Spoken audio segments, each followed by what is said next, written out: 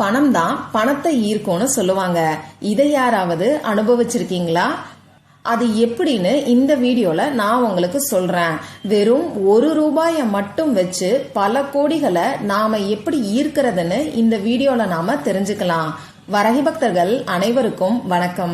இது நம்ம ஆதி வரகி YouTube channel. வரகி அன்னையோட அருள் பரிபூரணமா எல்லாருக்குமே கிடைக்கணும்னு மனசார பிரார்த்தனை செஞ்சுக்கிட்டு நாம இந்த பதிவை ஆரம்பிக்கலாம். இன்னைக்கு பிப்ரவரி மாசம் 23ஆம் தேதி வெள்ளிக்கிழமை. அது மட்டும் இல்லாம இன்னைக்கு சாயங்காலத்துக்கு மேல நமக்கு பௌர்ணமி திதியும் ஆரம்பமாகுது.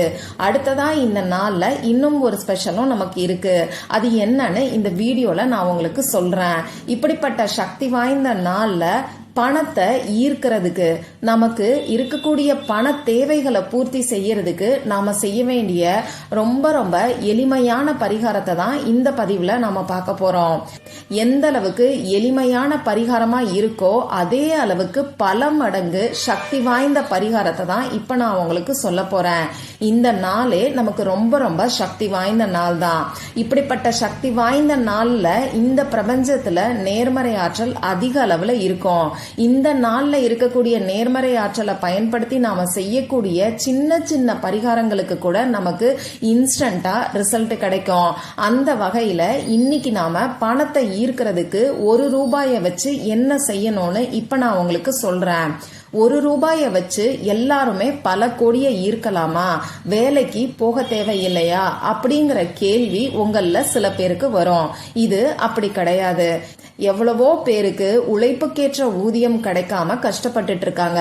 அதே மாதிரி நிறைய பேருக்கு பண வரவுல எக்கச்சக்கமான தடைகளையும் ஃபேஸ் பண்ணிக்கிட்டு இருக்காங்க. இன்னும் ஒரு சிலருக்கு பணத்துக்கு திருஷ்டிகளும் தோஷங்களும் இருக்கும். அவங்களுக்கு பணம் எவ்வளவு கைக்கு வந்தாலும் அது வீண் விரைய செலவுகளா போகுமே தவிர அவங்க கையில பணம் தங்காது. இப்படி பணம் சம்பந்தப்பட்ட எவ்வளவோ பிரச்சனைகள் இருக்கு. இன்னைக்கு உழைக்கிறவங்க எல்லாருக்குமே அதுக்கு தகுந்த பணம் வந்துருதான்னு கேட்டீங்கன்னா நிச்சயமா கிடையாதுன்னு தான் சொல்லணும்.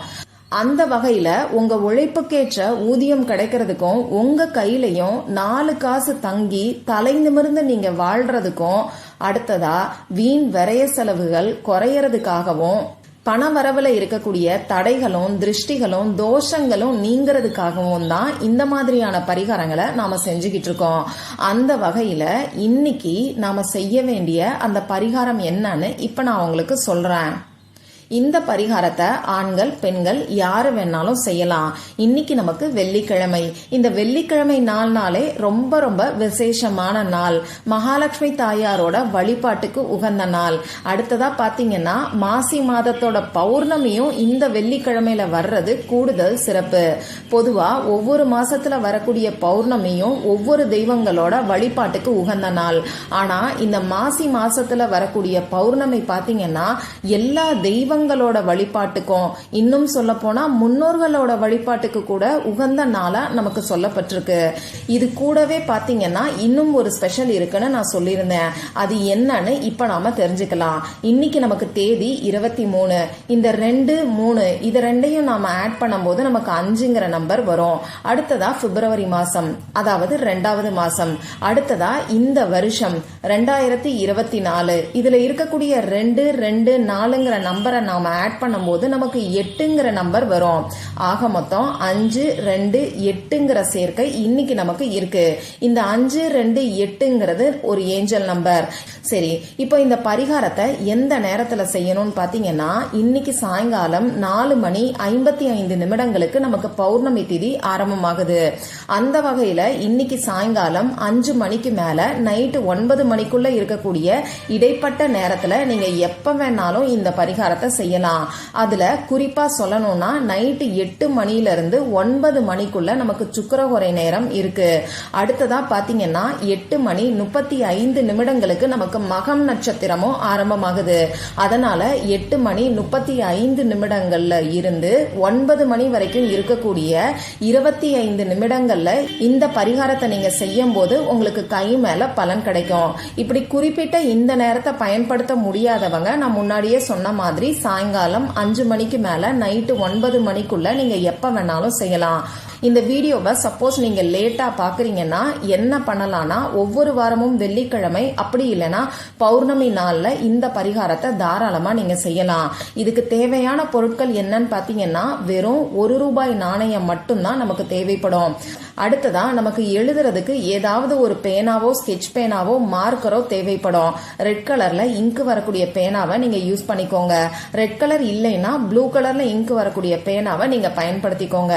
இப்போ இந்த பரிகாரத்தை சுத்தமா இருக்கிறவங்க மட்டும்தான் செய்யணும். அதாவது இன்னைக்கு நீங்க அசைவம் சாப்பிட்டு இருந்தா இந்த பரிகாரத்தை செய்ய வேண்டாம்.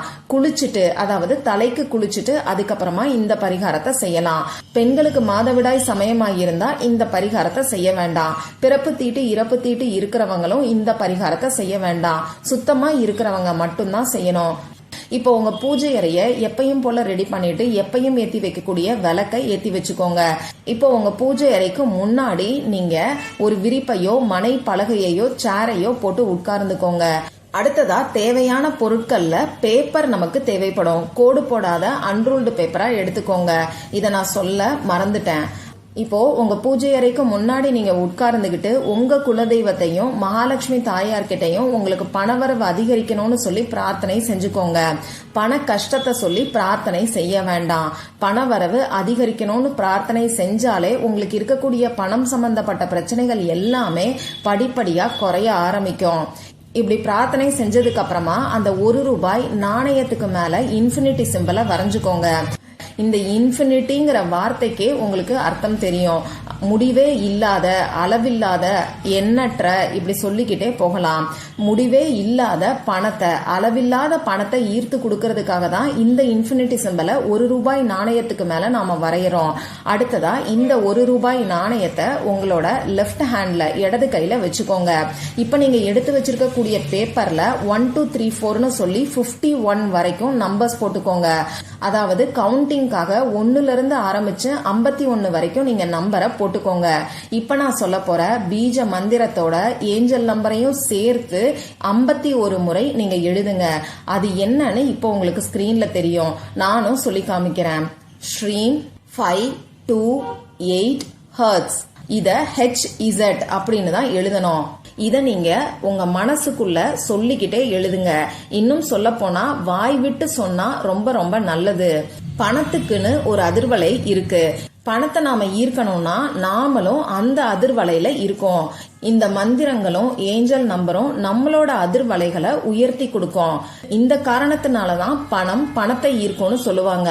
பணத்தோட அதிர்வலைகள் இன்னொரு பணத்துக்கிட்ட இருக்கும்போது அந்த பணத்தை வச்சு செய்யக்கூடிய பரிகாரங்கள் மேலும் மேலும் நமக்கு பணத்தை ஈர்த்து கொடுக்கும்.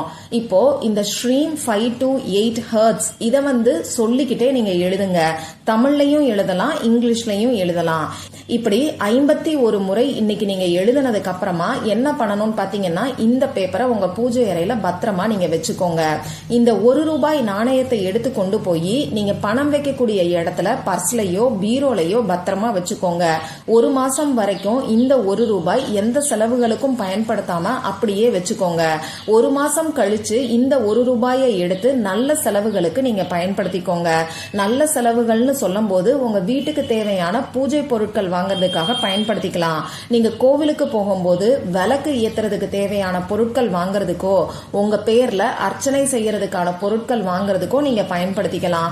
அடுத்ததா இந்த ₹1 எளியவர்களுக்கு தானமா கொடுக்கறதுக்கும் நீங்க பயன்படுத்திக்கலாம். இது உங்க விருப்பம் தான். அந்த பேப்பர் அப்படியே இருக்கட்டும். அதை நீங்க எரிக்கணும், மாத்தி எழுதி வைக்கணுங்கிற அவசியம் இல்ல. இந்த நாள்ல இருக்கக்கூடிய சிறப்புகள் என்னன்னு நான் உங்களுக்கு சொல்லியிருக்கேன். இப்படிப்பட்ட சக்தி வாய்ந்த நாள்ல நாம செய்யக்கூடிய இந்த சக்தி வாய்ந்த பரிகாரம் நிச்சயமா நம்ம எல்லாருக்குமே நல்ல ரிசல்ட்டை கொடுக்கும். இந்த பதிவுல உங்களுக்கு ஏதாவது சந்தேகம் இருந்துச்சுன்னா எனக்கு கமெண்ட் பாக்ஸ்ல கேளுங்க. அதை நான் உங்களுக்கு உடனே தெளிவுபடுத்துறேன். இந்த பதிவு உங்களுக்கு பிடிச்சிருந்தா லைக் பண்ணிட்டு உங்க ஃப்ரெண்ட்ஸ் அண்ட் ஃபேமிலி கூட ஷேர் பண்ணுங்க. இந்த மாதிரி அந்தந்த நாளுக்கும் நேரத்துக்கும் திதிக்கும் உரிய வழிபாடுகளையும் பரிகாரங்களையும் நீங்க மிஸ் பண்ணாம தெரிஞ்சுக்கிறதுக்கு நம்ம சேனலை மறக்காம சப்ஸ்கிரைப் பண்ணிட்டு பக்கத்துல இருக்கக்கூடிய பெல் ஐகானையும் பிரஸ் பண்ணிக்கோங்க. மற்றும் ஒரு பயனுள்ள பதிவுல நாம சந்திக்கலாம். நன்றி.